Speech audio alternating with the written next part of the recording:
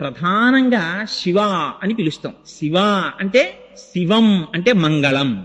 దానికి కొన్ని అర్థాలు చెప్పారు. మంగళము, కళ్యాణము, శ్రేయస్సు, భద్రము, ఈ అర్థములతో కూడినటువంటి మాటకే శివం అని పేరు. కాబట్టి శివ అంటే ఏమిటి? ఎక్కడెక్కడ శుభం కావాలని కోరుకుంటున్నారో అక్కడ శివారాధన జరిగి తీరవలే. ఎక్కడెక్కడ కళ్యాణము కావాలనుకుంటున్నారో అక్కడక్కడ శివారాధన జరిగి తీరవలే. ఎక్కడెక్కడ మీరు కళ్యాణము, భద్రము, శ్రేయస్సు, క్షేమము, యోగము, శాంతి వీటిని కోరుతున్నారో అక్కడక్కడ శివాభిషేకం జరుగుతూనే ఉండాలి. అందుకే పుట్టకోడిని నక్షత్రంలో పిల్లవాడు పుట్టాడండి, శివాభిషేకం చేసుకోండి. ఏమండి దుర్నిమిత్తములు కనపడుతున్నాయి, శివాభిషేకం చేసుకోండి.